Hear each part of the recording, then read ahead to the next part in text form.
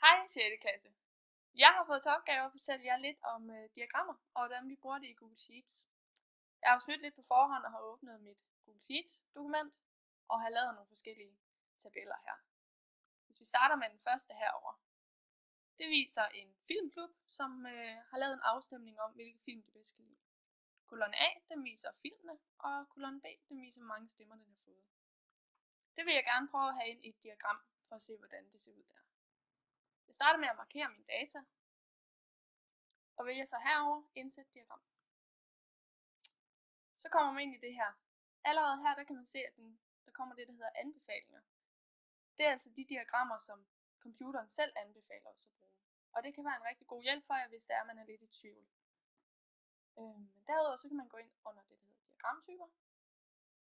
Og så kan man vælge lige hvad for et man vil have. Vi prøver at holde fast på den her. De kalder den kolonne. Det er det, som vi vil kalde et søjlediagram.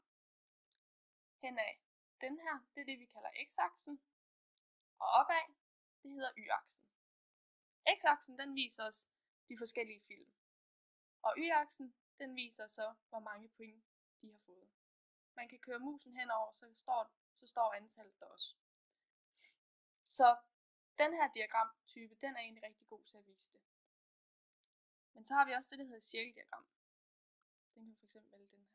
Cirkeldiagram, den er rigtig god til at vise, når vi gerne vil have det i procent. Så her kan vi fx se, at Harry Potter den har fået 29,3% af alle stemmerne, og Olsenbanden hernede kun har fået 3,3%. Derudover så er den også god, fordi at den har forskellige farver, så man kan tydeligt se, at blå har fået mere end f.eks. rød. Den sidste diagramtype, jeg vil præsentere for, det er den her, det vi kalder et kurvediagram. Det kan godt se lidt forvirrende ud, og det er egentlig fordi, at vores data ikke passer til den her diagramtype.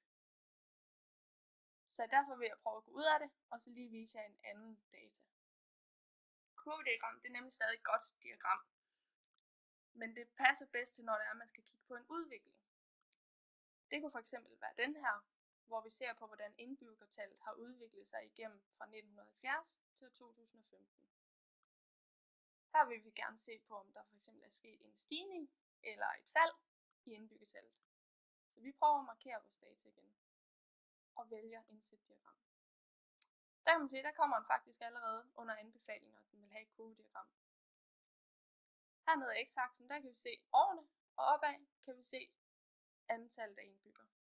Så vi ser altså faktisk en konstant stigning hele vejen op til 2015. Vi kan også gå ind og se, om f.eks. søjlediagram kunne passe her. Det kan den faktisk også. Den viser stadig stigningen, men bare på en anden måde. Hvad så med cirkeldiagrammet? Der duer den ikke rigtigt. Cirkeldiagrammet, den vil jo som sagt gerne vise i procent, og det kan vi ikke bruge noget til i det her tilfælde. Men cirkeldiagram, den er faktisk stadig rigtig god. Vi kan fx se her, vi havde jo 5.660.000 indbyggere i Danmark i år 2015. Men så kan man jo se, jamen, hvordan har fordeler alle de her indbyggere sig rundt om i landet. Hvor mange bor fx i hovedstaden, hvor mange bor i byer, og hvor mange på landet. Det vil vi lige prøve at sætte ind i et cirkeldiagram, og se hvordan det ser ud. Det kommer også under anbefalinger, så det er jo godt. Der ser vi noget helt andet end det vi så før. Her kan man se, at rød det er byer, orange det er landet, og blå det er hovedstaden. Så vi kan altså se, at der er 65,2% af hele Danmarks befolkning, der bor i byer, og kun 12,4% der bor på landet. Og derudover kan vi også se, at alle dem, der bor i hovedstaden, det er faktisk næsten en fjerdedel af hele Danmarks befolkning. Så her er cirkeldiagrammet rigtig godt at bruge. Håber I kunne bruge det til noget. Hej hej!